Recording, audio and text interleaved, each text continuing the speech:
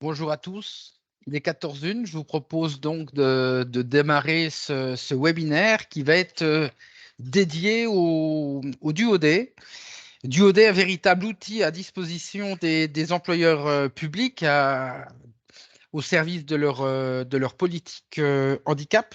Donc, ce webinaire a été pensé pour vraiment vous apporter un éclairage sur comment ça se passe concrètement, donc pour partager les bonnes pratiques des employeurs qui se sont déjà emparés de cet outil les années dernières.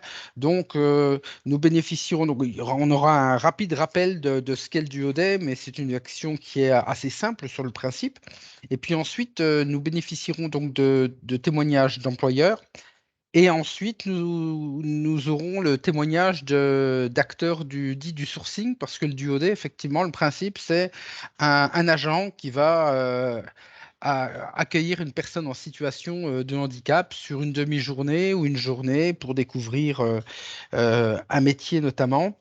Et donc, on a besoin de personnes en situation de handicap. Donc, ces acteurs de sourcing, on va avoir Cap Emploi, Pôle Emploi, l'Université de Guyane et également un représentant des entreprises adaptées et des ESAT qui nous expliqueront comment ils participent, comment ils vont participer à cette action et comment ils seront en mesure de proposer des candidats sur vos offres. Sans plus attendre, je vous propose de démarrer. Alors, juste une heure, vous commencez tous à avoir l'habitude des webinaires, hein. Il y a une bonne pratique. J'ai essayé de fermer les micros, pas par autorité, mais Teams me fait un caprice cet après-midi. Donc, je vais compter sur votre discipline et je demande à tout le monde de bien vouloir les caméras. Bah, écoutez, ça met un peu de vie, c'est très bien.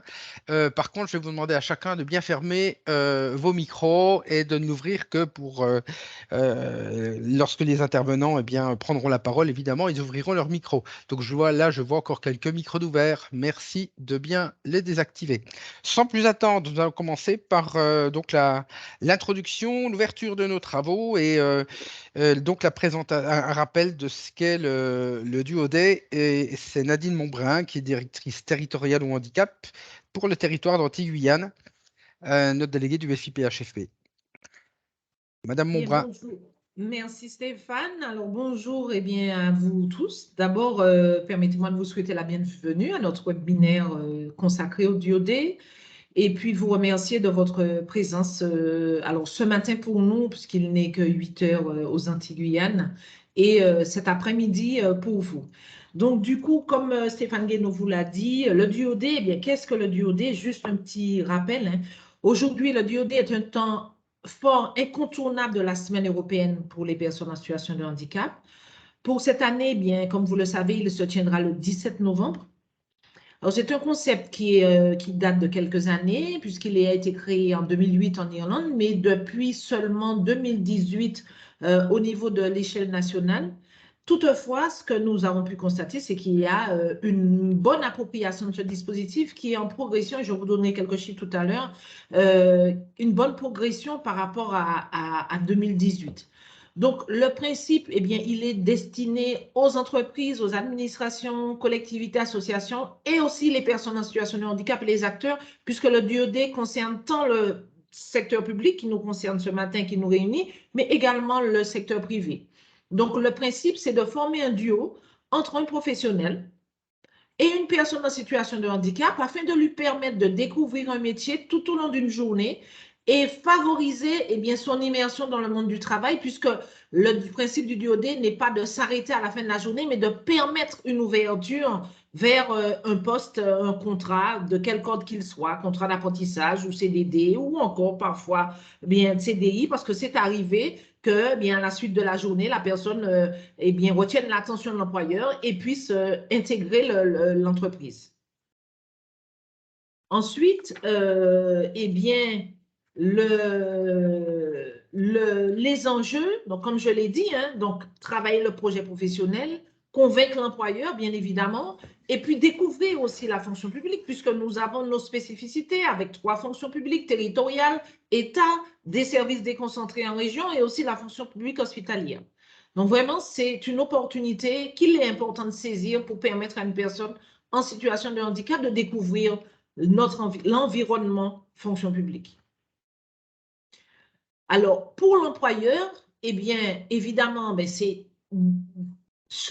dirais en premier lieu, parfois, ça peut être jusqu'à changer son regard par rapport à sa vision de la personne en situation de handicap, de découvrir eh bien, que cette personne a des qualités professionnelles, a des compétences et que passé la déficience, eh bien, elle peut répondre à un besoin au sein d'un établissement. Impliquer bien évidemment les ressources humaines parce que la porte d'entrée et les ressources humaines, sensibiliser les équipes puisqu'il faut intégrer les collaborateurs pour les inciter à se positionner pour constituer ces duos et puis aussi un message fort de l'employeur par rapport à sa politique handicap en interne, donc pour changer parfois les craintes des personnes de se faire reconnaître, par exemple. Et puis participer au parcours, puisqu'on est dans cette démarche inclusive et citoyenne d'amener les personnes vers l'emploi, donc des personnes en situation de handicap, partager aussi un moment bienveillant et chaleureux et communiquer sur les valeurs sociales de l'établissement. Et par rapport à ce moment chaleureux, je pourrais témoigner à titre personnel, puisque l'année dernière, nous avons eu notre premier duo au sein de mon établissement, qui est la Caisse des dépôts, qui assure la gestion du mandat du FIP. Et comme nous sommes une petite équipe de 11, donc la personne qui a été accueillie eh bien, a rencontré chacun de mes collègues pour qu'ils lui ont présenté leur activité, quand bien même cette personne avait un tuteur pour la journée. Et leur retour a été extrêmement positif et aujourd'hui, ben, ils sont prêts à s'inscrire de manière beaucoup plus forte à participer à un duo. Donc, peut-être une précision sur l'outil du duod.fr? Oui, tout à fait. Donc, pour pouvoir vous y inscrire, la démarche est extrêmement simple.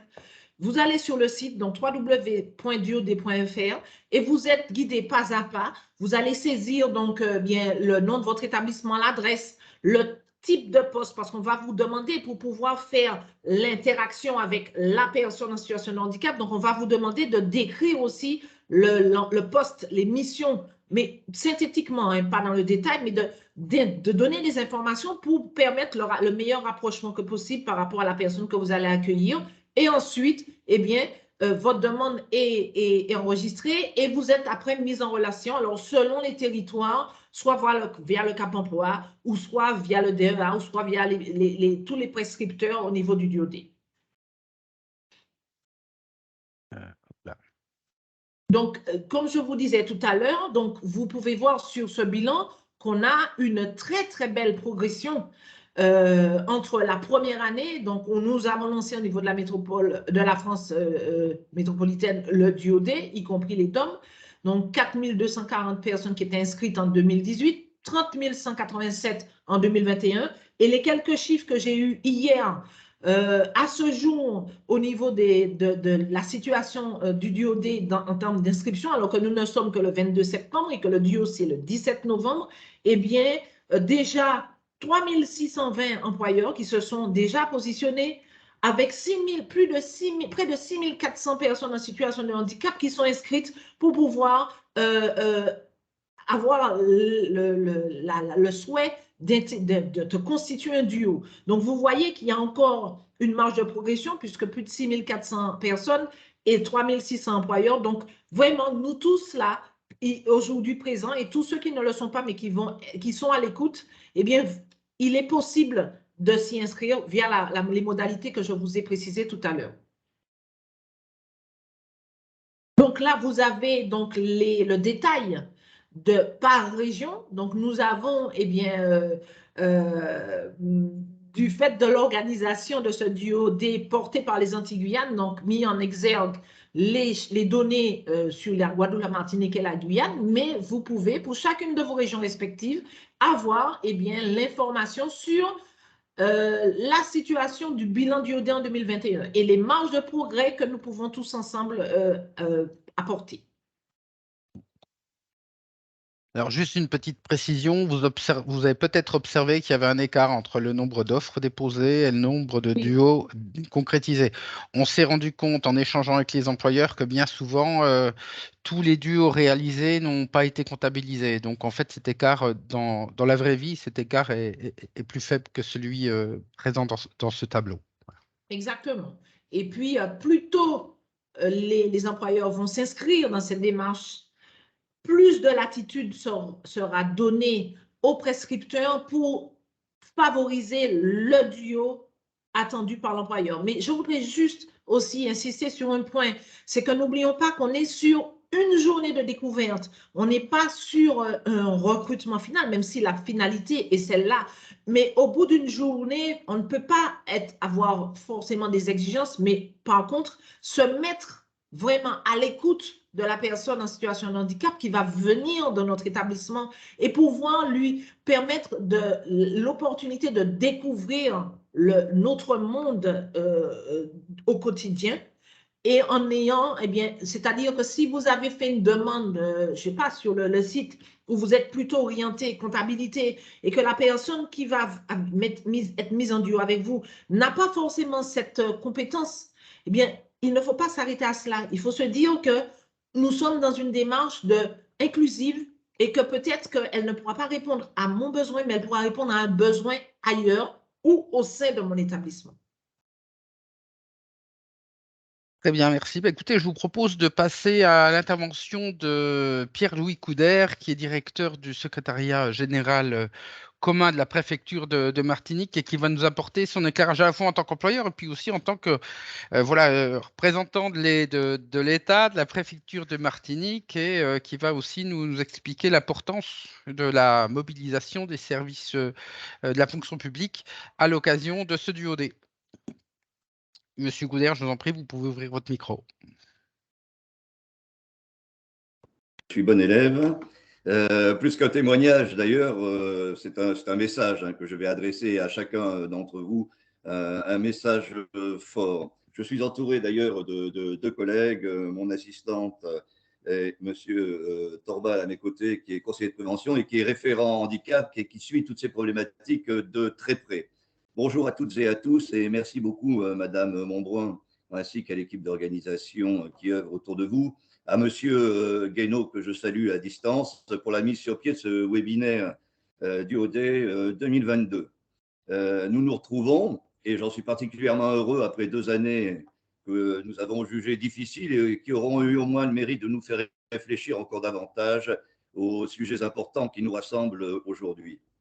Les témoignages que nous allons suivre vont nous permettre d'aborder, fort de notre expérience de quelques années, les perspectives de parcours qu'il faut bien le constater, nous améliorons d'année en année. Les chiffres que vous avez proposés tout à l'heure, Madame Montbrun en témoignent, et nous permettant de modifier positivement le regard que portent à la fois nos concitoyens, nos collègues, sur la question du handicap, de tous les handicaps, qu'ils soient physiques, qu'ils soient psychiques, dans le milieu du travail ordinaire, dans les entreprises, comme dans le secteur public. J'ai devant moi un certain nombre de documents, procès-verbal d'un CHSCT national, échange de Jean-Christophe Combe lors d'une rencontre des 3e universités du Conseil national consultatif des personnes handicapées, qui montre bien que ce dont nous parlons aujourd'hui fait partie des centres d'intérêt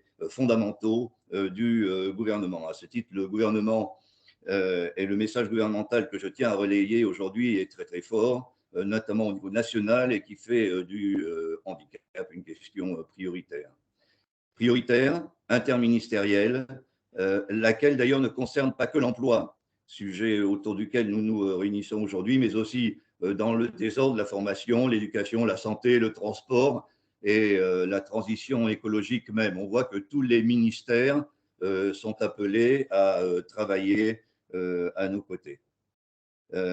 Mais tout en revenant au sujet qui nous anime, il importe qu'on se concentre, me semble-t-il, de façon plus ciblée sur les dimensions territoriales qui sont souvent le lieu d'environnement professionnel particulier où la solidarité est au rendez-vous des parcours des personnes en situation de handicap.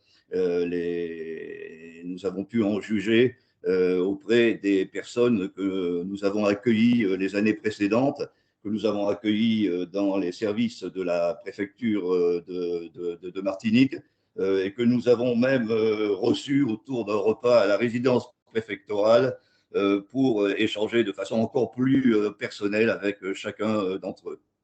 Et c'est bien notre rôle aujourd'hui que d'illustrer par l'expérience à travers les DUOD notre action de sensibilisation qui se veut, je crois, d'abord pédagogique et puis foncièrement novatrice. Parlons efficacité. Si j'ai bien compris, plus de 10% des DUOD se concrétisent par un contrat avec un employeur. Mais je pense que ça n'est que la partie immergée de l'iceberg. Une perspective de contrat à durée déterminée. Vous avez évoqué tout à l'heure, Madame Montbrun, les contrats, pardon, excusez-moi, d'apprentissage à plus ou moins moyen terme. Sourd de ces rencontres interactives, je sens des idées qui germent, des préjugés qui tombent d'un côté comme de l'autre, comme si dynamique professionnelle et citoyenne se rencontraient enfin. Si on devait garder une idée générale, il faut être visible pour tisser ces partenariats. Eh bien, soit en accueillant dans nos services nos stagiaires d'un jour, nous misons aussi sur un retour gagnant-gagnant, en très peu de temps, notamment grâce au regard qu'ils portent sur nous, sur nos pratiques, sur nos équipements, sur l'accès en général aux services publics, et parfois, quand la parole se libère, sur nos marges d'amélioration. Je peux témoigner qu'ils ont su être très, très critiques, dans le bon sens du terme, lorsque nous les avons accueillis. On le conçoit facilement. Nous avons encore du chemin à parcourir, des chantiers à susciter afin de donner envie, puisque c'est de cela qu'il s'agit aux employeurs publics, d'embaucher encore plus généreusement, de se mobiliser en interne pour persuader le plus grand nombre à l'avantage incroyable que représente l'accueil dans une structure de personnes en situation de handicap. Bravo à nos collègues de la préfecture de Guyane, qui, je le sais, nous écoutent, du centre hospitalier universitaire de la Martinique, avec lequel nous avons échangé les années précédentes, mais aussi à nos collègues de l'éducation nationale, de la maternelle à l'université. Derrière les DUOD, c'est aussi le regard sur les handicaps que nous devons faire évoluer. Et je pense que cela passe nécessairement par l'école, le collège, le lycée et l'université. Bon, je suis peut-être un peu long, vous me le pardonnerez, mais je crois avoir démontré une partie de l'étendue du combat qu'il nous reste à mener et qui nous motive aujourd'hui afin de sensibiliser employeurs et entreprises. Enfin, soyez assurés de notre présence, de notre engagement, de notre mobilisation à vos côtés, afin d'entretenir la dynamique, le ballon, comme on dit chez nous, que vos équipes ont initié. Merci beaucoup. Merci, Monsieur Couder. Vous avez, au-delà de votre intervention, vous avez quasiment assuré la transition avec l'intervention d'Ariel Jacquimer de la préfecture de Guyane. Donc, Madame Jacquimer est chargée de mission égalité contre les discriminations et promotion de la diversité. Elle assure la fonction de référent handicap. Et vous allez nous parler de votre expérience très concrète de l'organisation des DUOD l'année dernière. Vous en avez réalisé un certain nombre. Et puis, vous allez nous préciser, mais très rapidement, la place que le DUOD prend on va dire, dans la politique handicap des services de l'État. Je vous en prie, vous pouvez ouvrir votre micro. Je pense qu'il est ouvert, là, vous m'entendez tous? Parfaitement. Très bien. Eh bien, bonjour à toutes et à tous. Merci de m'avoir présenté. Donc, effectivement, je travaille exclusivement sur l'EDI, c'est-à-dire égalité, diversité, inclusion. Et sur cette diversité, égalité, inclusion, il y a une passerelle quand même qui est importante à identifier, parce que si la diversité consiste à reconnaître, respecter et valoriser les différences chez les personnes, l'inclusion, par contre, elle, fait référence à l'expérience d'une personne sur son lieu de travail dans la société en général et dans la mesure dans laquelle elle se sent valorisée et incluse. Pourquoi je dis ça? Simplement parce que j'aime à dire que la diversité, c'est d'être invité à la fête et l'inclusion, c'est se faire inviter à danser. Et finalement, c'est dans cet écart-là qu'il nous appartient de transformer, de faire évoluer le regard. Donc, dans la posture que je tiens pour travailler sur cette politique d'inclusion sociale, elle se positionne de manière complètement systémique dans sa globalité. Sur le handicap précisément, et le DOD cette semaine, qui est particulièrement intéressante, il est vrai que la Direction générale de l'administration et les services du préfet se sont vraiment engagés dans cette politique d'inclusion sociale. Monsieur Guénaud, vous pouvez mettre mon premier slide, s'il vous plaît. Est-ce qu'il nous permet de porter, merci, j'avais pas vu, est-ce qu'il nous permet de dire que la Direction générale de l'administration sont aux côtés des agents sur toutes les politiques d'inclusion sociale. Et lorsqu'on dit ce slogan « Ensemble, faisons le changement, soyons la différence », on est bien dans une participation où chacun a un rôle à jouer. Voilà. Nous avons effectivement un plan stratégique 2022-2025 sur le handicap, mais il faut bien comprendre qu'à un moment, les choses doivent être posées, doivent s'inscrire en visibilité. Une stratégie, je veux dire, doit être posée, ce qui nous permet finalement d'avoir un ancrage.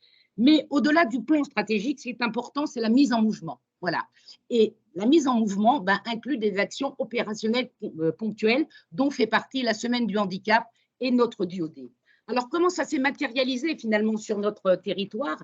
Eh bien, tout simplement, un maître mot, transversalité, partenariat. Transversalité à travers des coopérations, de la coordination et de la collaboration pour une efficacité. Tout le monde sait que tout seul, on va plus vite, mais ensemble, on va plus loin.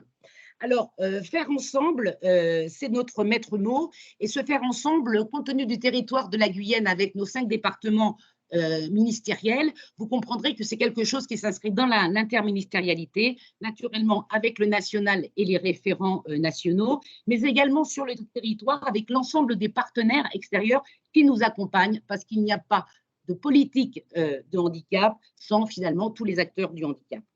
Alors, ce que je veux dire, c'est qu'effectivement, au-delà de cette transversalité qui s'inscrit à tous les niveaux et, comment dirais-je, auprès des différents acteurs, ça nous permet, l'objectif, c'est d'aborder une dynamique systémique, c'est-à-dire transversale, où le handicap est apprécié dans sa globalité. Et l'exercice qu'on a à faire là, c'est de faire évoluer le regard, transformer le regard, parce qu'au-delà finalement des accompagnements et des outils qui sont mis en place, en fait, il faut travailler sur le changement de paradigme. On est sur un changement de niveau 3 où on fait appel aux valeurs, donc il faut aller chercher, finalement les personnes, les collectifs de travail, les encadrements sur ce qui touche à l'humain, parce que sur les valeurs, eh bien, forcément, tout le monde y est sensible. Alors, en termes de réalisation, eh bien, c'est cette posture, c'est les éléments de langage qui sont utilisés lorsque je rencontre les gens, c'est-à-dire il ne s'agit pas simplement pour réussir un bon DOD de dire vous me prenez une personne, etc. Non. Au-delà de ça, les personnes, les parrains qui sont identifiés sont des gens qui ont, comment dirais-je, qui ont compris qu'avoir une approche inclusive permet l'installation du clair dans des niveaux de conscience. On est sur un changement de paradigme et d'une ouverture avec le terme de bienveillance, etc. Donc, c'est un gros travail, effectivement, une démarche auprès des parrains, mais aussi de la gouvernance, au plus haut niveau d'ailleurs, hein, avec une intervention dans les comités de direction pour porter ces éléments de langage. Ça me semble extrêmement important de comprendre que nous participons à la construction d'une société ouverte, bienveillante, où les gens doivent être appréciés au-delà de ce qui doit être apprécié dans leur entièreté, d'accord, et que derrière cela, ce sont des compétences que nous recrutons, que nous recherchons. Et ce DOD, finalement, pour les services de l'État en Guyane, va être un fabuleux tremplin qui va nous permettre à terme d'identifier avec les partenaires, les acteurs, comment dirais-je, un futur vivier de recrutement. Excusez-moi, je vais un petit peu vite.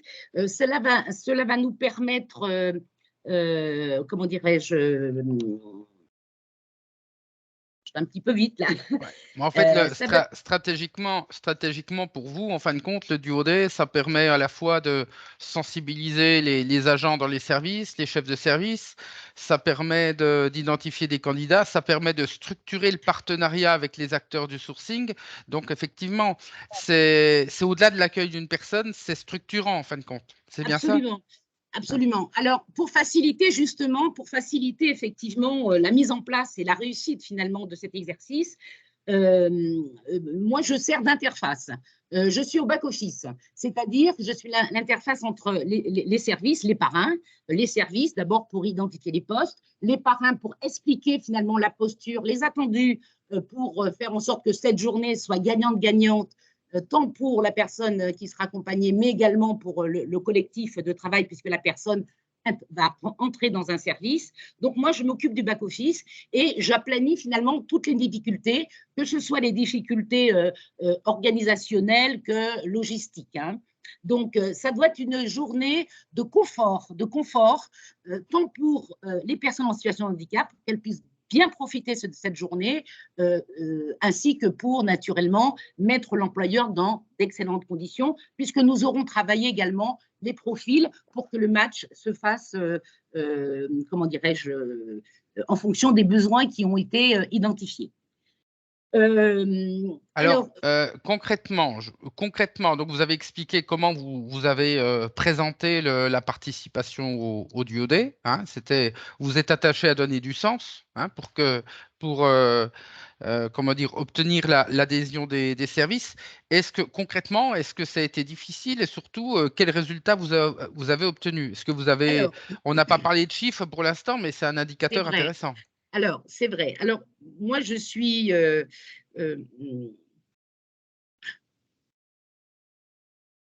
c'était très satisfaisant. J'ai rencontré effectivement des collectifs de travail et j'ai pu, il est vrai, obtenir sans difficulté un certain nombre d'adhésions. Il faut savoir qu'en 2021, l'exercice a été fait sur un délai très, très court, ce qui fait que je n'ai pas pu investir l'ensemble des services de l'État, mais juste une direction.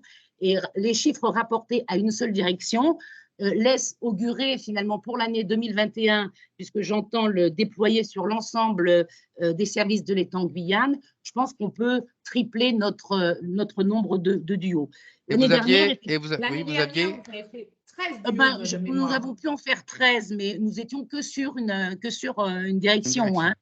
Là, j'ai largement anticipé et communiqué, puisque je suis invitée au comité de direction pour présenter cela. Donc, j'espère que la moisson sera intéressante. Et j'en profite naturellement pour faire passer des éléments de langage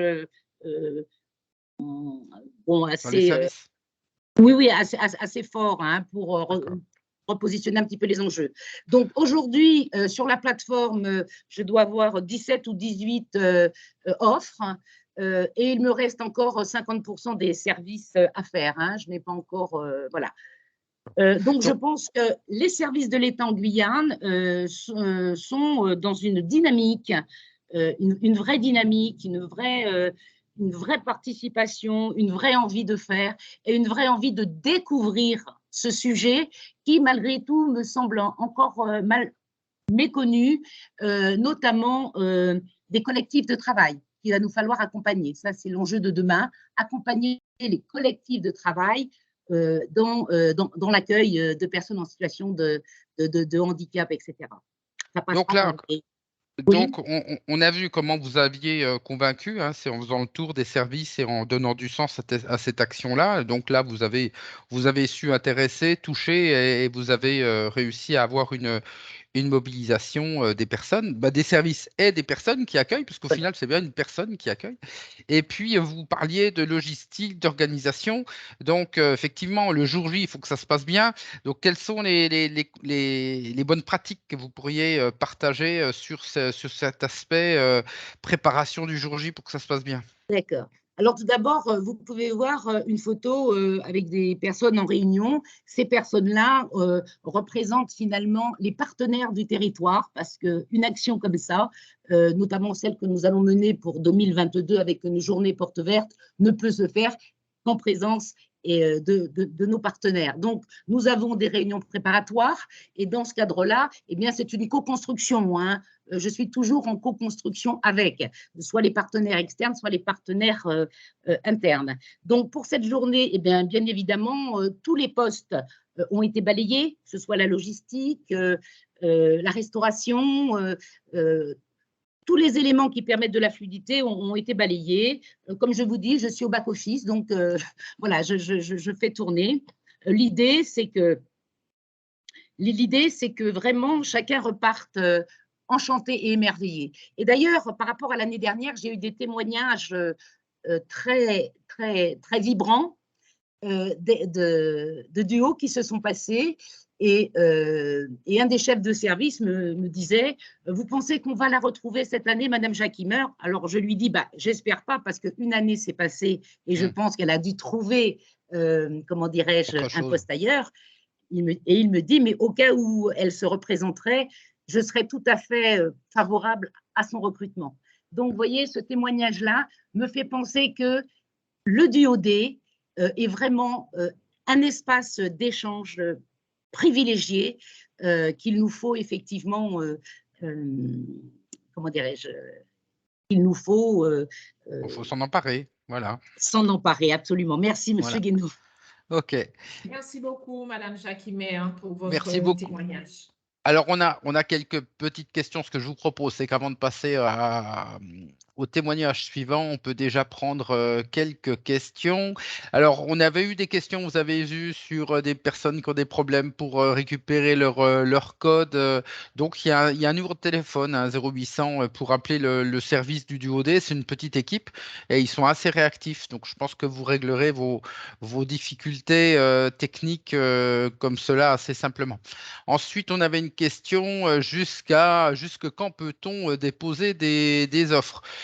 Pour avoir organisé une autre réunion sur le sujet, les acteurs du sourcing, quoi, les Cap Emploi, alors tout à l'heure, M. Baptiste confirmera peut-être, mais je vois que c'est 15 jours avant dernier carat, quoi, hein. Dans l'idéal, il ne faut pas déposer, quand on dépose des offres ensuite, après, sous un délai de 15 jours, ça laisse vraiment trop peu de temps aux acteurs du sourcing pour identifier des candidats, se poser vérifier quand même qu'il n'y a pas quelques points de vigilance sur l'accueil de la personne et s'assurer que ça se passe bien. Donc, ayez ça en tête avant fin octobre. Voilà, il faut faire ça avant fin octobre. On est d'accord, M. Baptiste? Tout à fait, totalement. Ouais, je vous remercie. Ensuite, donc pour les codes, c'est vu. Qu'est-ce que j'ai vu encore comme question? Les inscriptions sont ouvertes jusqu'à quelle date? Bien, je viens. Peut-on demander un niveau particulier aux stagiaires? Ça, c'est une question de Maud Hugo pour le rectorat de Nancy-Metz. Eh bien, à partir c'est une offre en fait, hein, c'est une offre. Donc, par rapport on imagine bien que pour un poste d'enseignant, vous pouvez exiger un niveau. Après, la difficulté, c'est que c'est aussi le DuoD, c'est pas uniquement sur du recrutement, c'est aussi sur de la découverte.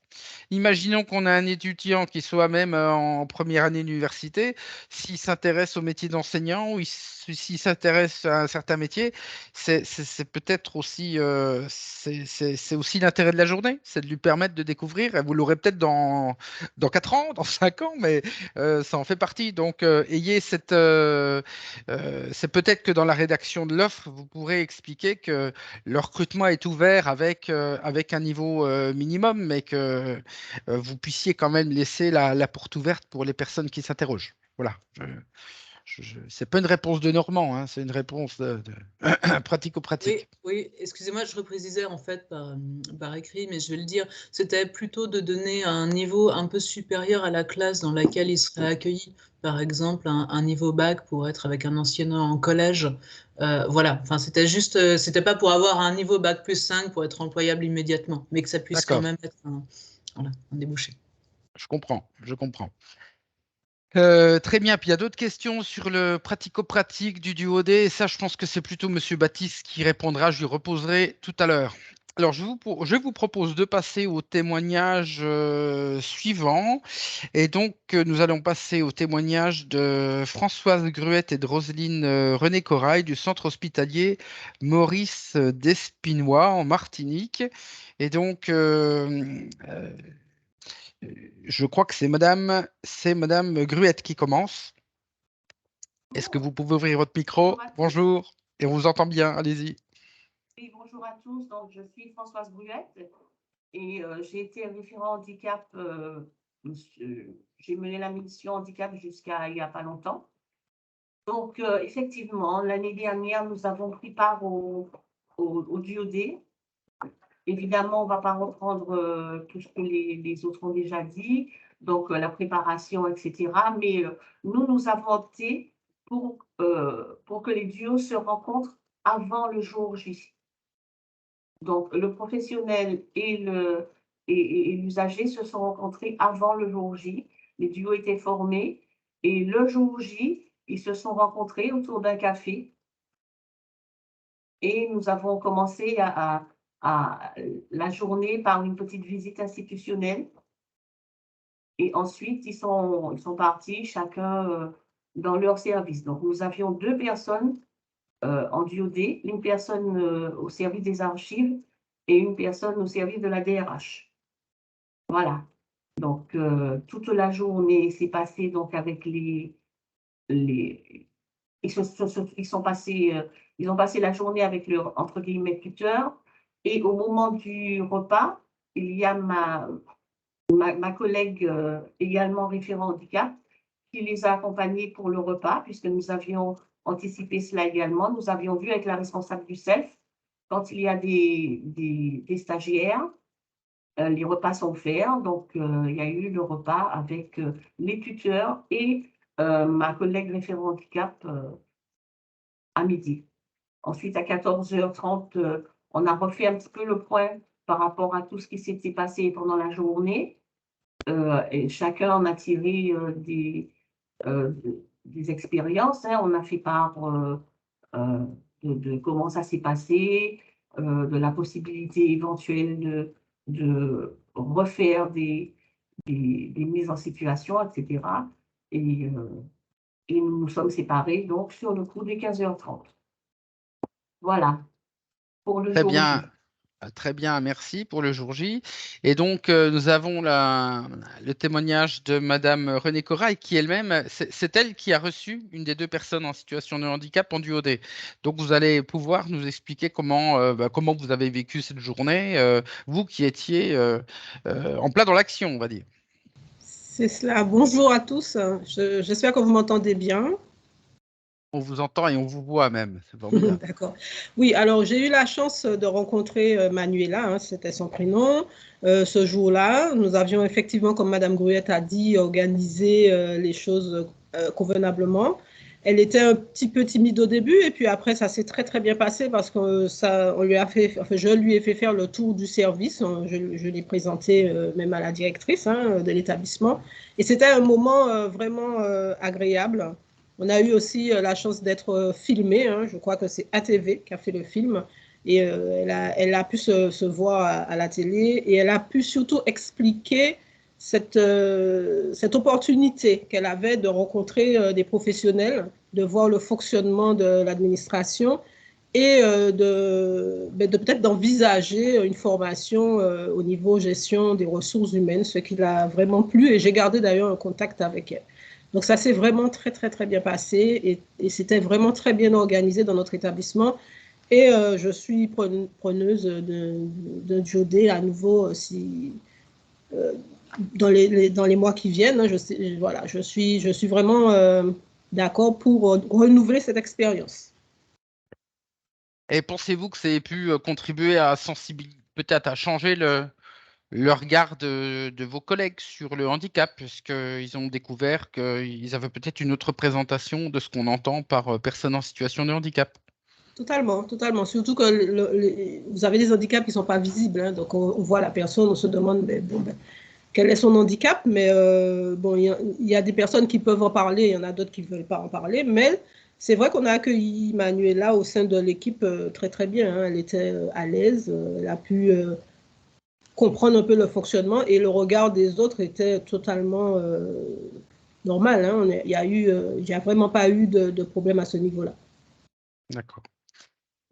Eh bien, écoutez, je vous remercie pour ce témoignage. En fait, ce qui ressort de ce témoignage, de ces témoignages, c'est que c'est assez, en fin de compte, c'est une action qui est assez simple à mettre en œuvre, hein.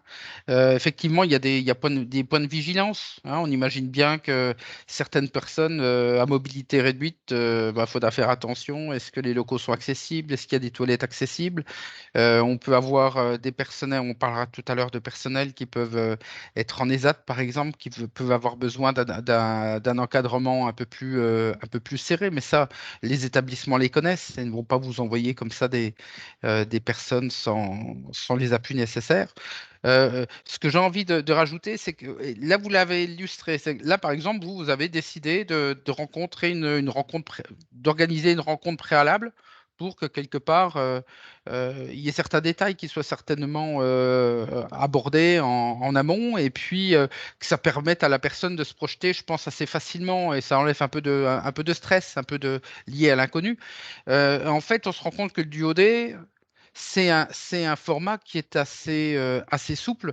On a eu le Covid qui a quand même bien bousculé nos habitudes et qui a aussi forcé certains à adapter le format du duodé. Donc, on a entendu tout à l'heure que vous faites une partie en information collective, par exemple. Donc, ça permet à l'employeur de dire, ben, voilà mes métiers, voilà comment on rentre chez nous, voilà les processus de recrutement.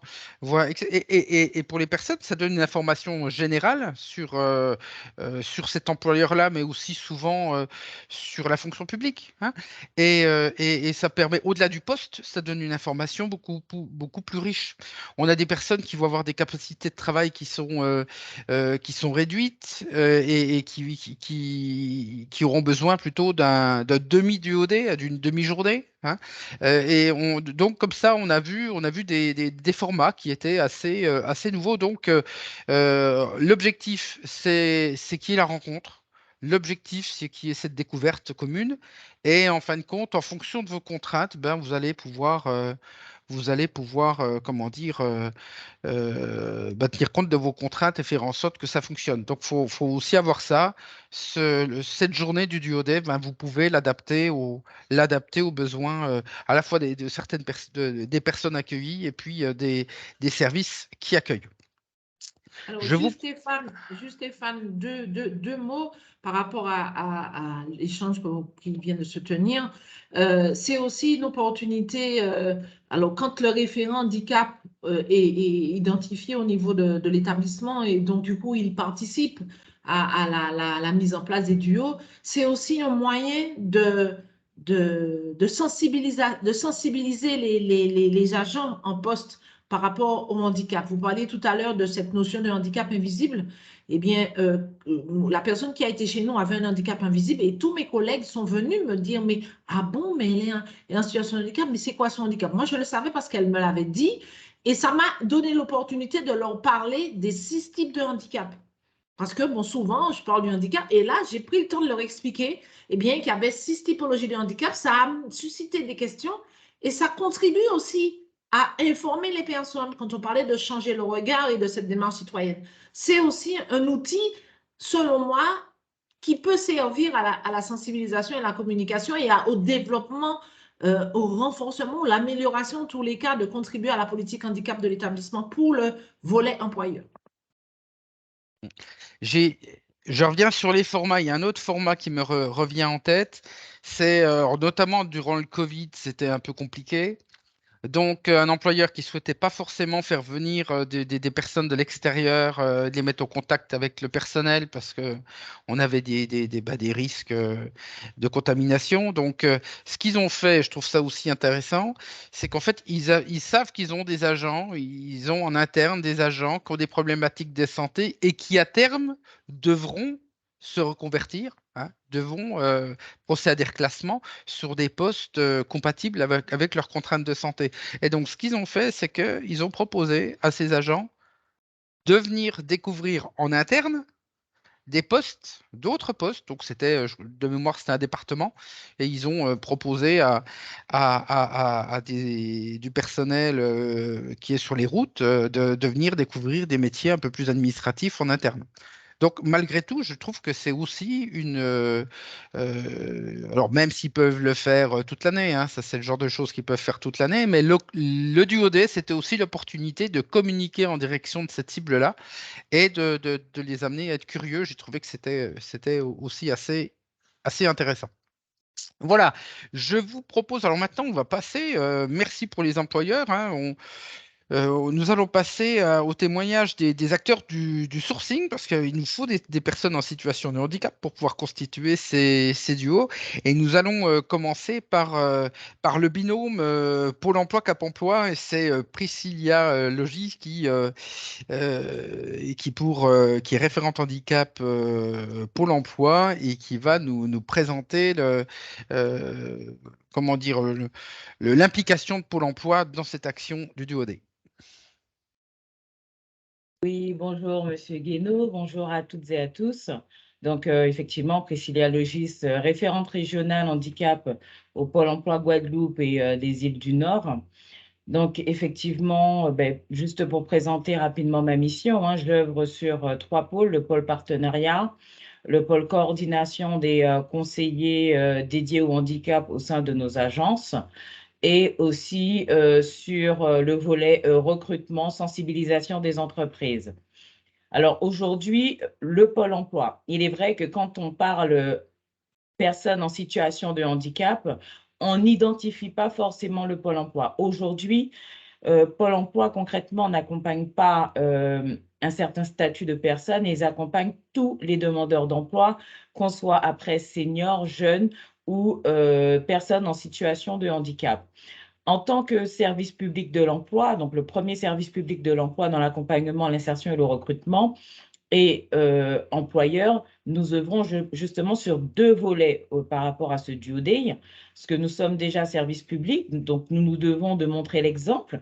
Donc aujourd'hui, Pôle emploi, ce sont des duos organisés dans chacune des agences du département, donc 16 agences. C'est aussi la possibilité de mettre des duos au sein des entreprises de chaque bassin des agences Pôle emploi. Donc, il est vrai que nous avons le rôle de structure prescripteur, ce que nous prescrivons, nous mettons en place des duos et nous recevons aussi des duos. Donc, aujourd'hui, nous recevons ces duos justement parce que nous avons un besoin, comme toute autre entreprise, de main-d'œuvre, de compétences au sein de nos agences. Et donc, le duo-day permet justement de faire découvrir sur une journée de nos différents métiers au sein des agences Pôle emploi. Et une fois que la personne suscite son intérêt pour les métiers de Pôle emploi, nous les mettons en relation avec le service des ressources humaines. Ça, c'est la partie interne de Pôle emploi.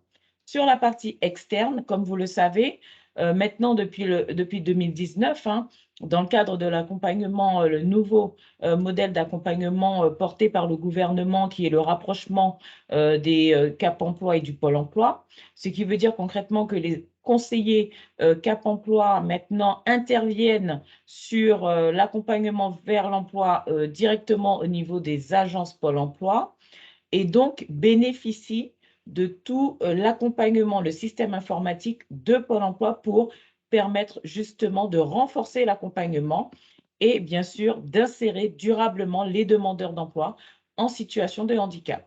Alors aujourd'hui, c'est un rapprochement qui fonctionne très très bien.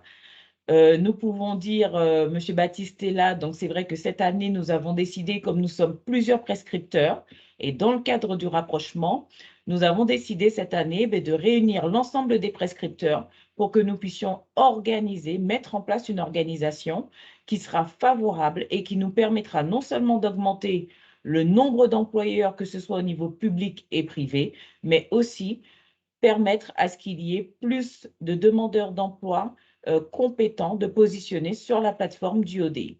Donc voilà effectivement comment nous œuvrons au niveau du Pôle emploi en tant que sourcing. Nous mettons justement tout en œuvre pour la recherche de candidats pour justement répondre aux besoins des entreprises.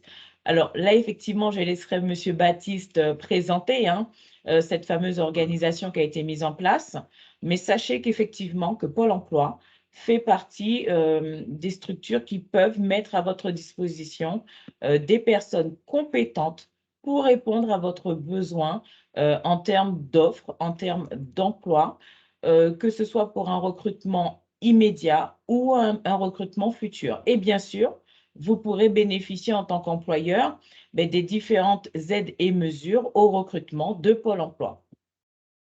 Voilà, merci. Merci beaucoup, Madame Logy. Alors, juste avant de céder la parole à Joël Baptiste pour le Cap Emploi Guadeloupe, vous allez nous présenter l'organisation qui est mise en place et et on verra qui est très intéressante.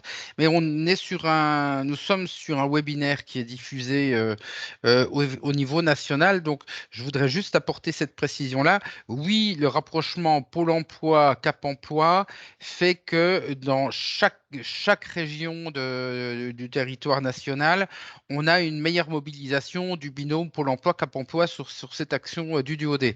Par contre, on va avoir l'organisation qui va vous être présentée par Joël Baptiste, c'est celle qui a été retenue sur le territoire de la Guadeloupe.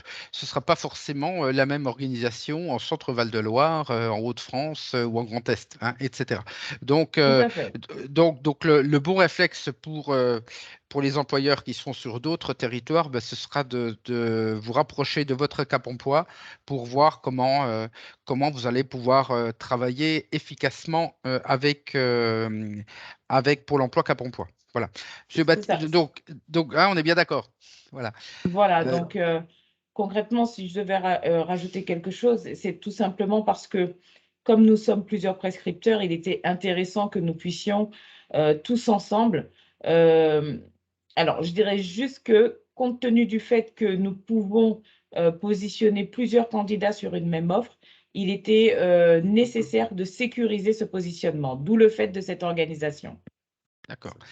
Merci beaucoup, Monsieur Baptiste. Comment êtes-vous organisé en Guadeloupe? Expliquez-nous. Oui, du coup, bonjour Monsieur Guénaud, bonjour à toutes et à tous. Donc, Monsieur Baptiste, chargé relations entreprises donc au Cap Emploi. Donc, pour l'organisation du DOD, effectivement, donc on s'est donc avec par rapport au rapprochement avec le Pôle emploi, donc on s'est dit justement pour éviter, puisqu'effectivement tous les prescripteurs donc peuvent positionner des candidats sur les mêmes offres. Donc, justement pour ne plus avoir ces écueils, on s'est tout de suite rapproché donc, de la mission locale, de l'APF Guadeloupe, ainsi que donc, la GIPSA, pour qu'il y ait vraiment une meilleure cohésion entre nos services.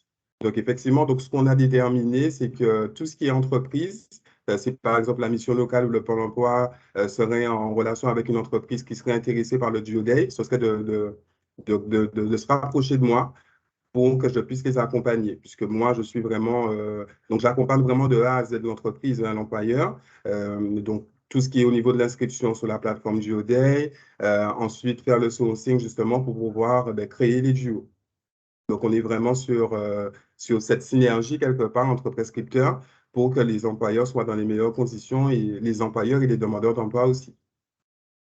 Donc, on a un courrier commun qu'on va donc envoyer à tous les employeurs ainsi que les demandeurs d'emploi pour qu'ils puissent se positionner et savoir s'ils sont intéressés justement à participer au DOD cette année. D'accord.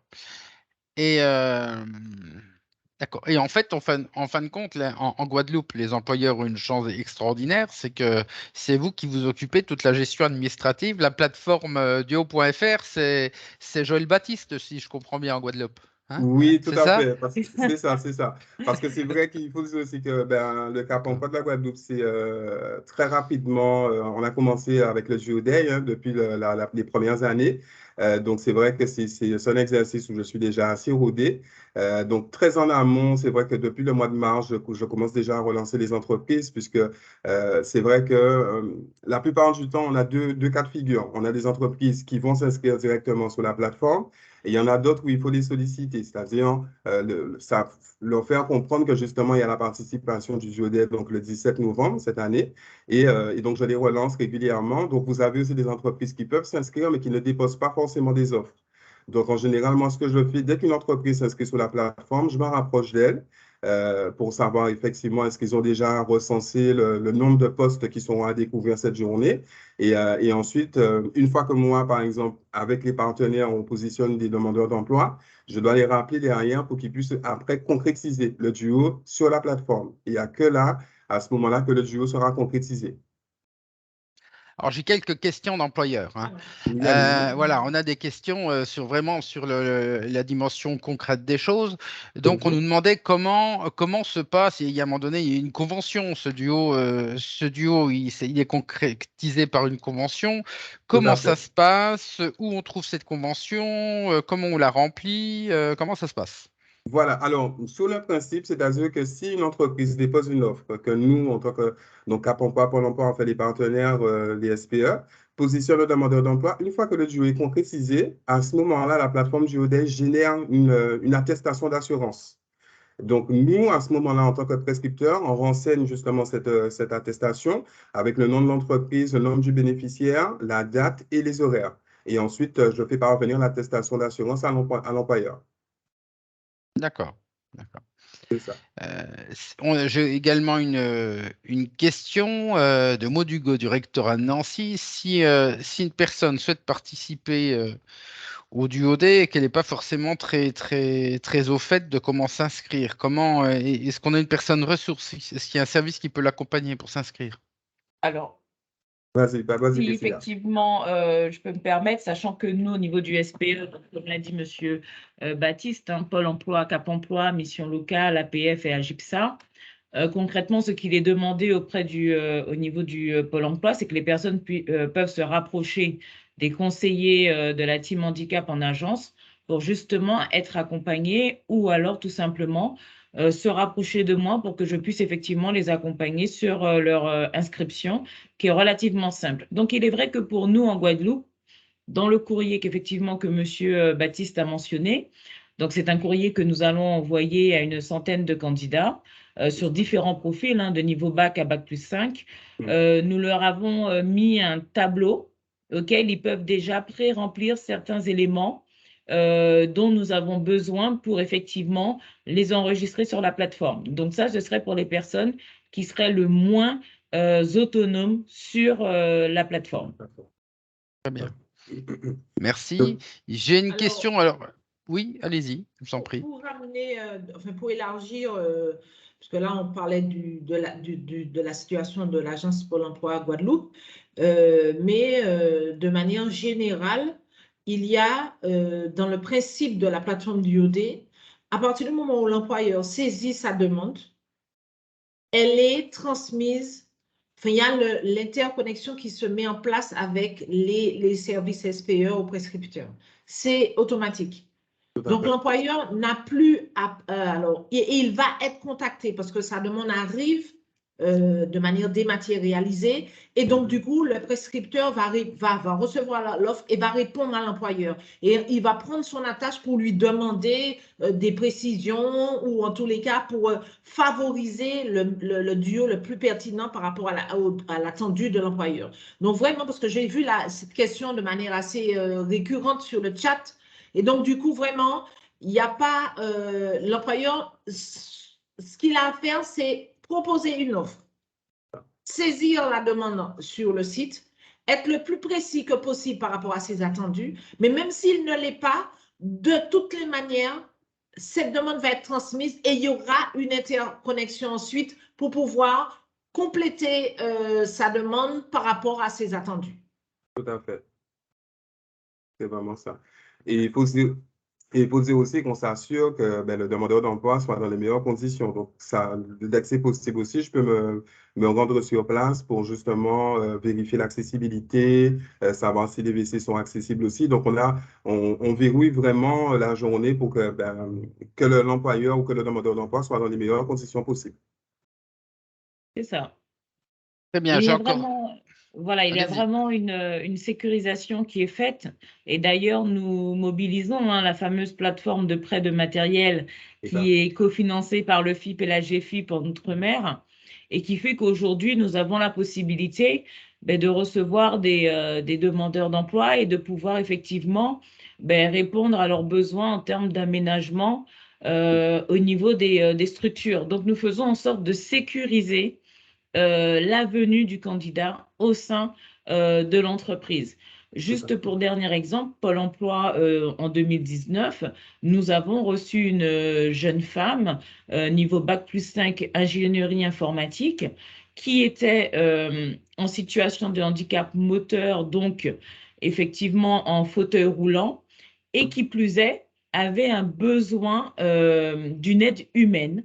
Donc, elle avait une personne qui venait à une heure fixe la voir. Et donc, il a été autorisé que cette personne puisse venir et être accompagnée auprès de cette personne pour effectivement faire tout ce qu'elle avait besoin à faire par rapport à sa situation. Et l'aidant après repartait. Donc, ça nous a vraiment permis de voir que même si on a une personne en situation de handicap qui a un besoin d'un aidant sur place au sein de sa structure, au sein de l'entreprise, ce n'est pas une problématique dans le cadre de son poste. C'est ça. Et alors, par rapport à la plateforme des aides prêts de matériel dont fait référence Madame Logis, alors c'est vrai que les Antilles, nous sommes couverts, mais il n'y a pas qu'aux Antilles, hein. Dans plusieurs régions, il existe ce dispositif de plateforme de prêt de matériel. Et donc, du coup, quelle que soit la porte d'entrée, j'ai envie de vous dire que, parce que je vois bien au travers des questions qu'il y a quand même ce besoin d'avoir des réponses concrètes et certaines. Donc, ce que je veux vous dire par là, c'est que le principe du DOD, il couvre justement la réponse à des éventuelles difficultés qui pourraient se présenter, quelle que soit la porte d'entrée. C'est ça le principe. Vous, en tant qu'employeur, on vous facilite, le principe du DOD est de vous faciliter les choses, non pas de les complexifier, mais de vous faciliter la mise en place d'un duo. Donc, quelle que soit la difficulté qui va se présenter, les prescripteurs ont la charge et la responsabilité de pallier à ces difficultés-là. Donc, vraiment, soyez complètement rassurés par rapport à ça. Alors, je ne sais pas si on a répondu à toutes les questions, parce que je ne regarde pas tout, mais Stéphane, je pense que vos équipes suivent. Non, mais je les suis. Donc, il y a D'accord. encore des petites questions sur l'utilisation de la plateforme. Donc, ça va être pour vous, hein, Joël. Est-ce que vous avez est-ce que vous avez des modèles et est-ce qu'il existe des modèles d'annonces, d'offres de DuoD? Ou est-ce qu'on peut en consulter sur la plateforme? Oui, c'est possible, oui, effectivement. Alors, oui, ils peuvent. C'est-à-dire que quand vous créez votre espace sur la plateforme, vous avez ce qu'ils appellent en fait un tableau de bord. Donc, c'est là que vous voyez les différentes offres qui sont déjà saisies. Et effectivement, cliquant dessus, vous pouvez voir exactement comment c'est libellé. D'accord. Donc, ça peut être effectivement, sans avoir de modèle, en allant voir ce qu'ont fait les autres employeurs. Je pense que ça répondra aux besoins. Tout à fait. Donc, on nous demandait également, est-ce qu'on peut déposer les offres? Ici, il faut les déposer en une fois ou est-ce qu'on peut en rajouter au fur et à mesure qu'elles arrivent?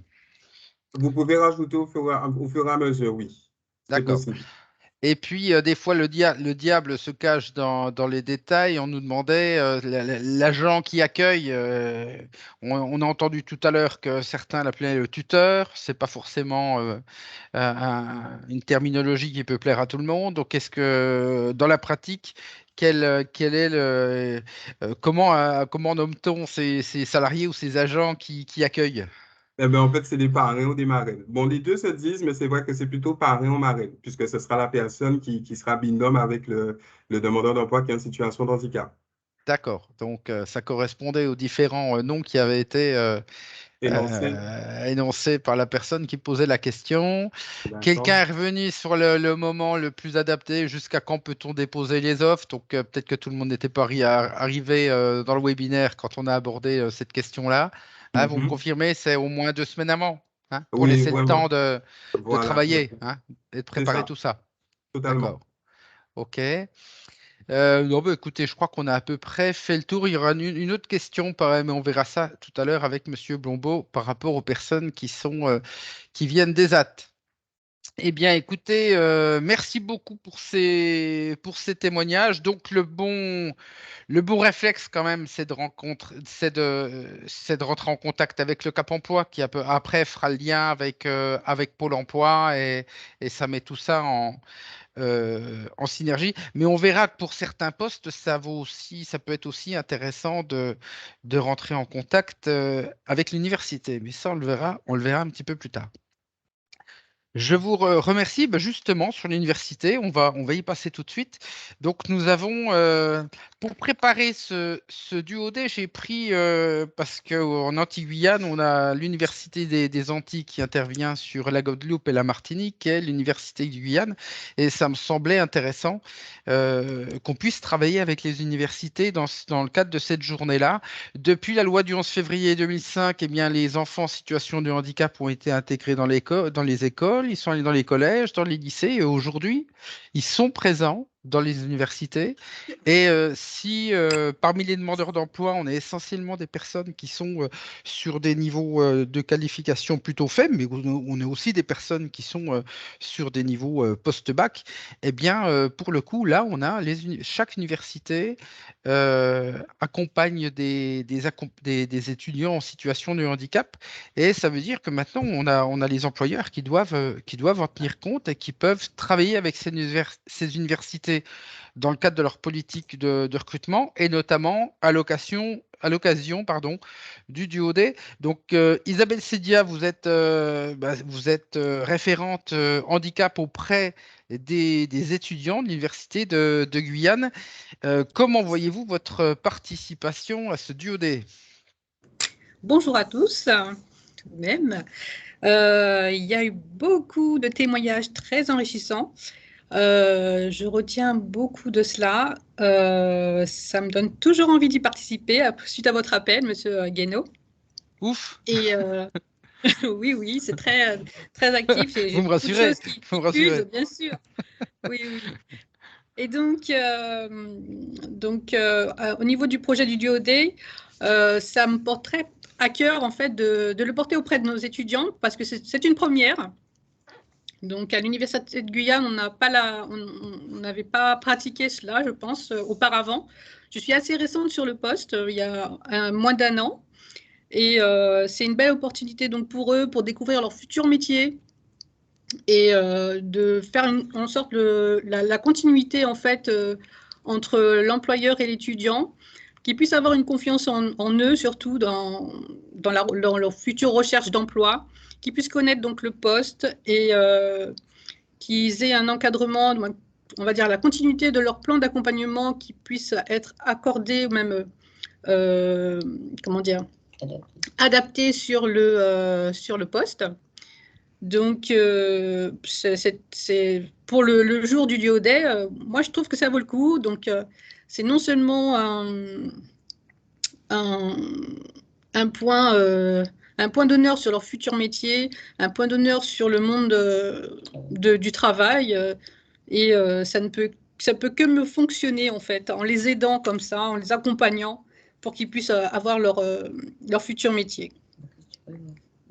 Donc, merci. Donc, comment comptez-vous informer pour cette première participation au duodé? Comment comptez-vous mobiliser les étudiants pour qu'ils postulent effectivement sur les offres des employeurs? Dans un premier temps, donc, comme on est au début d'année, tous nos étudiants ne sont pas inscrits dans les temps, on va dire ça comme ça. Et je peux très bien me servir donc, du vivier de l'année dernière aussi, ou des années précédentes, pour pouvoir, en mailing aussi, ou en utilisant aussi les réseaux sociaux, mais vraiment diffuser l'information. Et je pense que ça sera un bon effet, un bon écho sur leur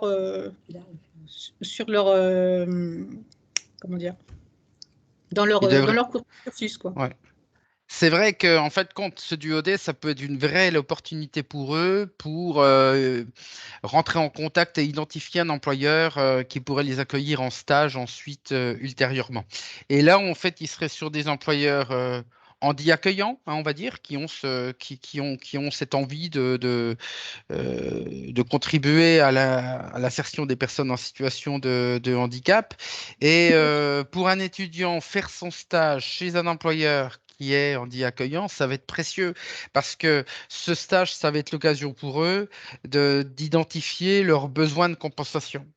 Et bien souvent, tant qu'on n'est pas confronté à la vie professionnelle, c'est difficile de se projeter et d'imaginer les besoins de compensation dont on va avoir besoin. Moi, je viens d'avoir l'exemple avec l'accueil d'un étudiant en situation de handicap qui était en Master 1. C'était, pour ainsi dire, son premier stage en entreprise. Pour lui, il n'y avait pas besoin de compensation. D'ailleurs, il l'avait écrit sur son CV. Je peux vous dire que des besoins de compensation, il y en avait quand même. On les a identifiés. Et demain, quand il se présentera sur un emploi, il sera en mesure d'avoir un discours beaucoup plus clair et de connaître ses besoins et les solutions. Donc, il aura toutes ses chances de réussir sa période d'essai, alors que là, le travail n'avait pas été fait. Alors, ce n'est pas un reproche du côté des universités, c'est des choses qui ne peuvent se faire que chez l'employeur. Donc, écoutez, c'est important que les employeurs entendent ça parce que ça veut dire que sur vos offres, bien souvent, il y a des employeurs qui se restreignaient sur des postes peu qualifiés parce que ça correspond quand même à une bonne partie des demandeurs d'emploi. Eh bien là, ça veut dire que vous pouvez quand même ouvrir, hein, et que vous aurez les universités qui seront partenaires. C'est ça. Voilà. Je garde en vue aussi l'entrevue juste avant le jour J. Je pense que c'est important, oui. Je vais garder cette idée et je pense que l'étudiant sera plus à l'aise et je pense que c'est le meilleur moyen d'avoir un bon contact avec son futur, peut-être, employeur. Voilà. Ok. Eh bien, écoutez, merci pour votre témoignage et votre participation. Je rappelle que l'Université des Antilles participera sous des modalités équivalentes, hein, au duodé. Et donc, on a deux référentes handicap. Vous avez deux homologues, une en Martinique, une en Guadeloupe. Et toutes deux ont accueilli très favorablement, avec enthousiasme, on va dire, cette idée. Et je pense qu'ils vont rejoindre pour la Guadeloupe, ils vont rejoindre Joël Baptiste pour faire partie là, de cette association de partenaires pour coordonner le sourcing. Merci beaucoup, Madame Sedia. Merci à vous. Alors, quelles sont les autres universités partenaires? Alors là, vous voyez, c'est un petit peu la limite de faire un webinaire sur un territoire et ensuite de le diffuser au niveau national. Je peux vous dire que sur une autre région sur laquelle j'interviens, que l'université de Bourgogne et de Franche-Comté ont répondu présentes de la même manière. Connaissant également les universités du Grand Est, je pense que ça fonctionnera de la même manière. Pour les autres territoires, écoutez, moi je vous conseille de vous rapprocher. Dans chaque université, normalement, vous avez une mission handicap en direction des étudiants. Elle est quand même assez facile à trouver, même avec leur site, sur leur site internet, c'est quelque chose qui apparaît parce que c'est une communication en direction des étudiants, hein. Donc, moi, je vous invite, si vous souhaitez travailler dans cette direction-là, sur d'autres régions, je vous invite à les contacter directement. Voilà. Je vous remercie. Alors, j'espère que Joseph Blombeau nous a rejoints. Merci, Madame Sedia. Et donc, l'idée, c'était de terminer ces témoignages par le témoignage de Joseph Blombeau, qui est directeur général de l'AGIPSA. Est-ce que vous êtes là? Eh bien, il ne va pas être là. Il avait également une de ses collègues qui devait être présente. Êtes-vous là? Ah, Monsieur Blombeau, super, formidable. Je ne vous voyais pas et je ne vous entendais pas, mais ça va beaucoup mieux. Donc en fin de compte, vous venez nous expliquer comment, eh bien, les entreprises adaptées, les ESAT, vont participer, ont déjà participé à cette action du OD et l'intérêt de cette action pour permettre de faire découvrir au public que vous accueillez le milieu ordinaire de travail. Je vous en prie. Oui, bonjour à tous. Il est vrai qu'à l'origine du DIOD, ça partait d'Irlande, pardon, et c'est vrai que les ESAT ont très tôt été associés à ce mouvement qui était de pouvoir faire une opération qui entrait dans le cadre de leur mission première, qui se traduit par l'insertion au milieu ordinaire des personnes en situation de handicap qui sont dans nos ateliers. Donc, l'opportunité du DIOD, quand elle s'est offerte à nous, c'était un peu le complément de l'action que nous menions dans nos établissements. Et au fur et à mesure, cette action s'est ouverte donc aussi à tous les salariés et aussi aux entreprises adaptées. Depuis nous, 3 ans, on participe activement au DIOD en essayant d'une part de pouvoir sensibiliser les entreprises partenaires et les entreprises clientes de chez nous à pouvoir accueillir les travailleurs pour leur faire découvrir un métier. Et donc, les expériences ont été très enrichissantes pour les personnes que nous accompagnons et l'ensemble des ESAT du territoire, l'ensemble des EA, sensibilisent leurs clients et d'autres aussi afin de pouvoir faire de cette journée une belle réussite. Et donc, nous avons, que ce soit dans les administrations, que ce soit même des artisans qui ont reçu, il y a 2 ans, certains de nos travailleurs pendant une journée pour leur faire découvrir leur métier. Dans cette expérience, bien entendu, ce n'est pas forcément évident pour les entreprises qui accueillent. Par contre, nous faisons un accompagnement puisque nous avons des éducateurs spécialisés et des professionnels qui sont là pour accompagner en amont, en tout cas sensibiliser les personnes qui vont accueillir sur le poste de travail, les tuteurs, notamment par rapport au handicap. On fait une présentation individuelle, donc une sorte d'immersion avant justement le jour J pour que les choses se passent correctement. Et nous avons été admirablement surpris de toutes les expériences que nous avons menées. Et même l'an passé, en même période de Covid, nous avons réussi à faire au moins 11 duos en ce qui concerne l'établissement que je dirige.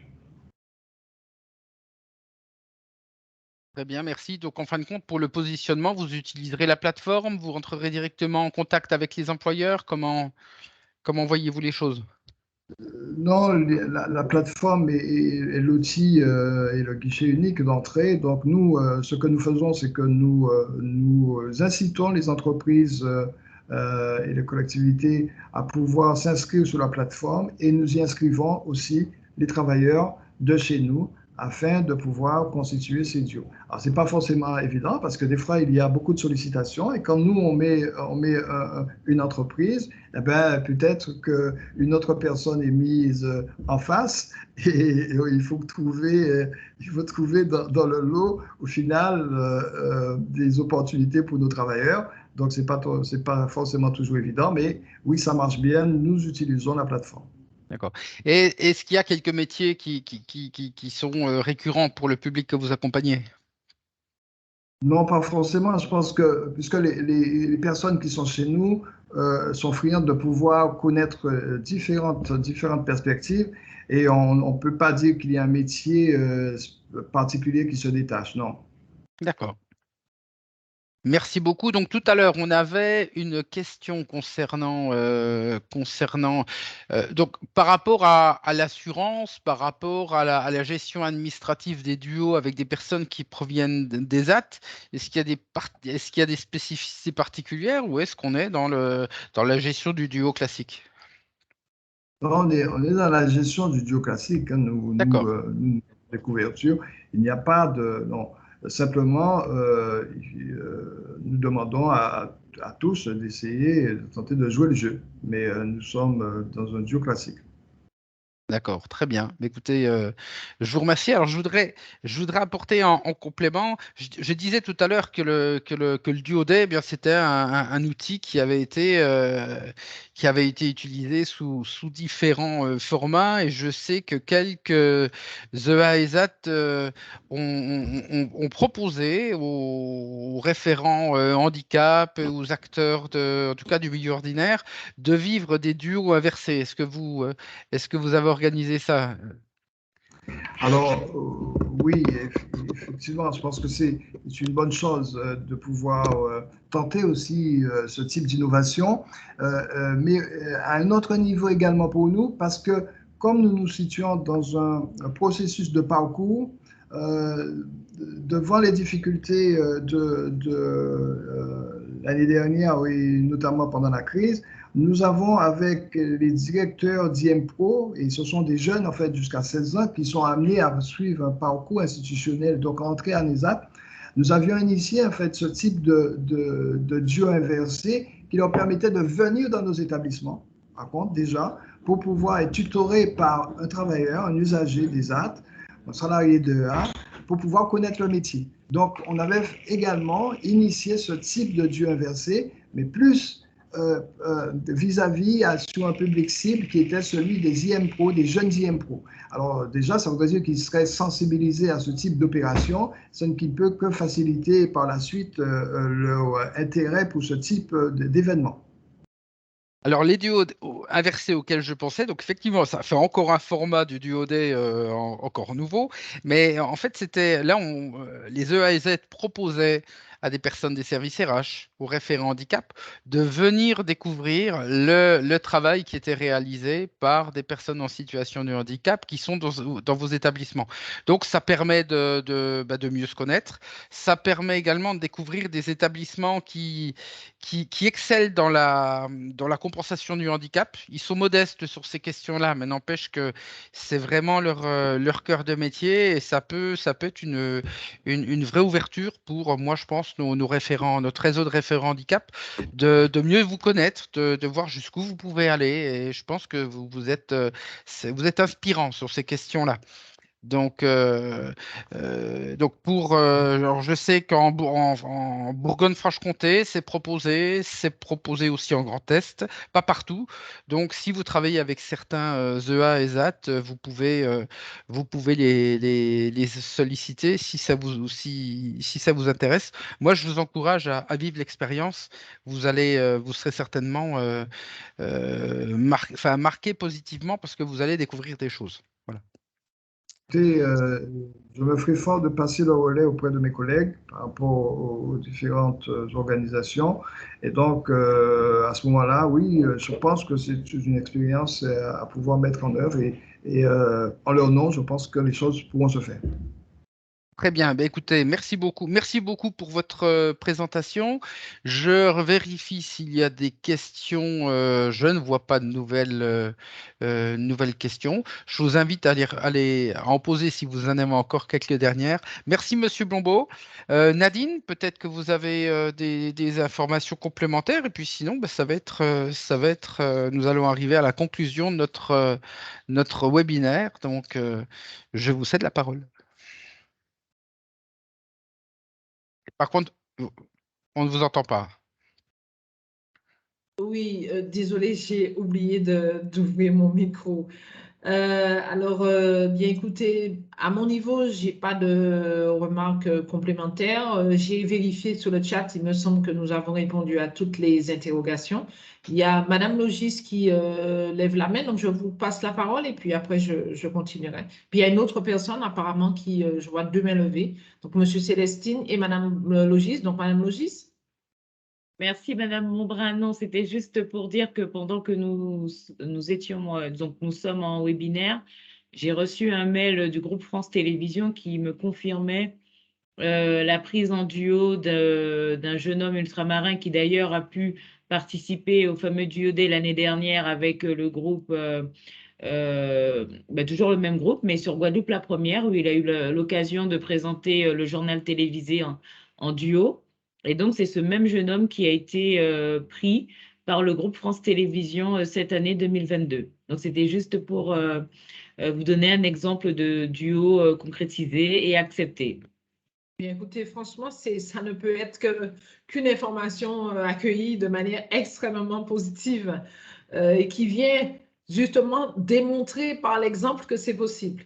Donc, Monsieur Célestine, j'ai vu que vous aviez aussi levé la main, donc je vous cède la parole. Vous pouvez ouvrir votre micro.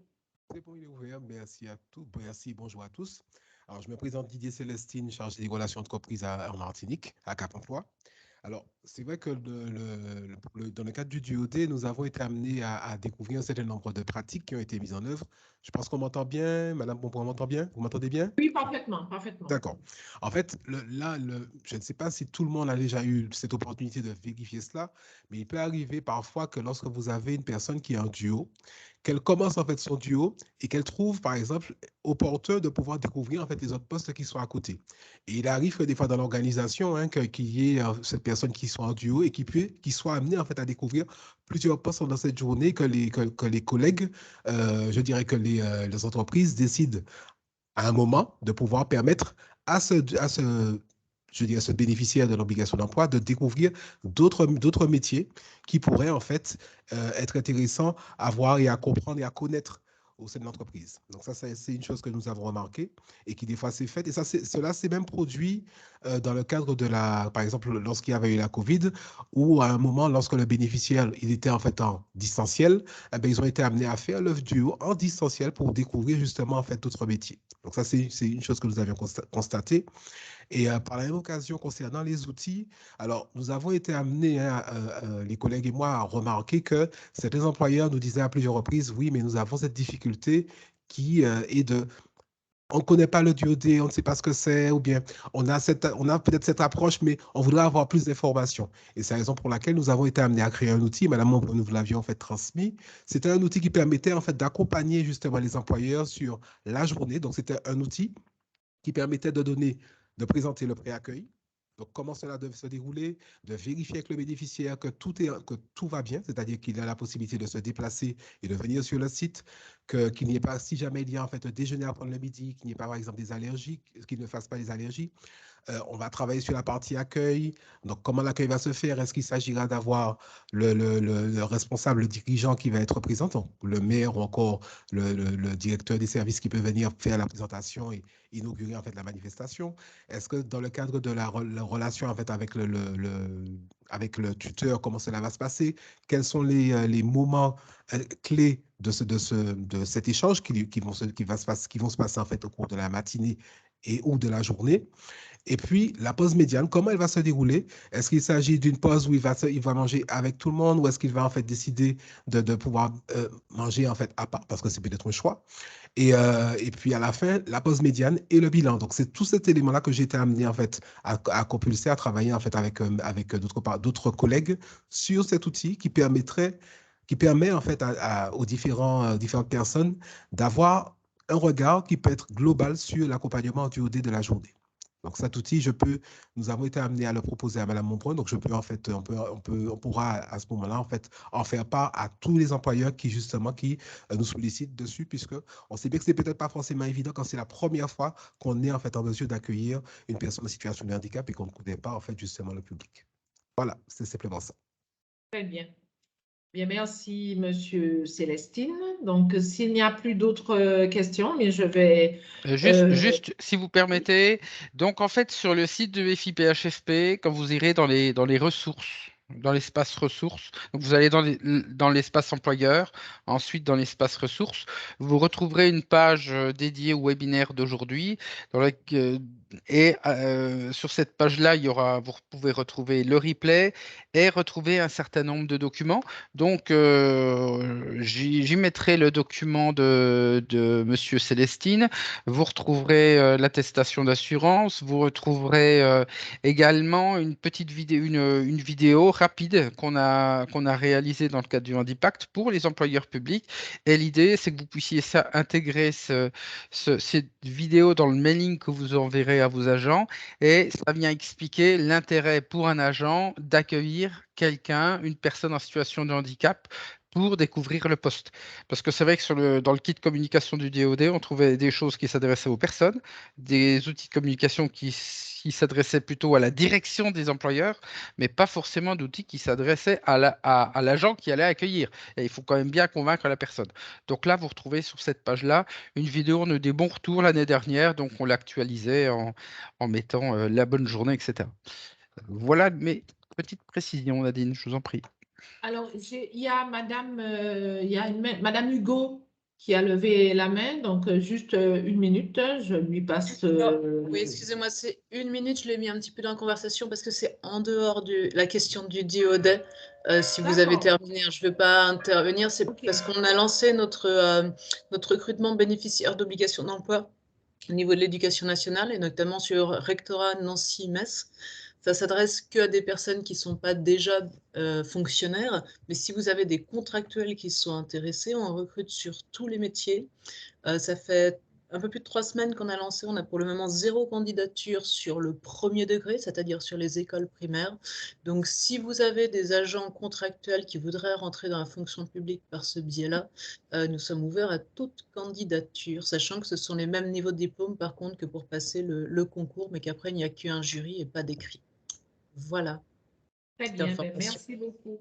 Merci beaucoup, Madame Hugo, pour cette information. En tant que coordonnateur du handicap Grand Tête, je vous propose de m'envoyer des infos pour que je puisse rediffuser aux bons acteurs du réseau.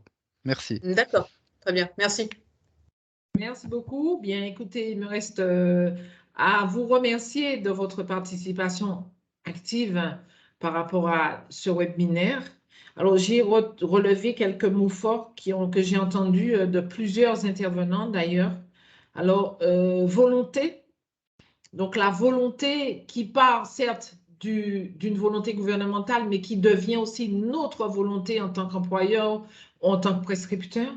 Un retour gagnant-gagnant, à savoir que, certes, on fait une action au sein de l'établissement, mais il y a aussi le retour pour la personne en situation de handicap et pour l'environnement de travail.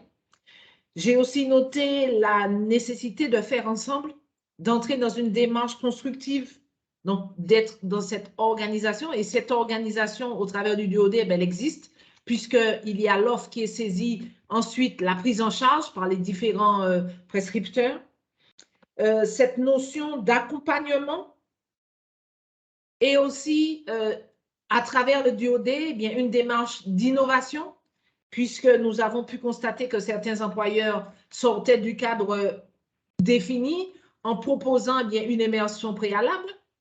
Et aussi, cette possibilité, toujours dans cette démarche d'innovation, eh bien, d'aller vers un duo inversé, donc de découvrir une autre manière de constituer un DoD. Donc, au travers d'un dispositif, eh bien, nous avons pu élargir notre champ du possible et aller dans une démarche constructive, innovante et collective. Donc, vraiment, ce sont les 3 mots majeurs que je retiendrai par rapport à le sujet du DoD. Donc, merci à tous et puis j'espère que bien d'ici quelques jours, le nombre de propositions de duo va être encore plus important au travers des échanges que nous avons pu avoir ce matin et au travers aussi de la diffusion que vous pourrez faire, vous, auprès de vos collaborateurs ou auprès des agents de votre établissement personnel. Merci beaucoup.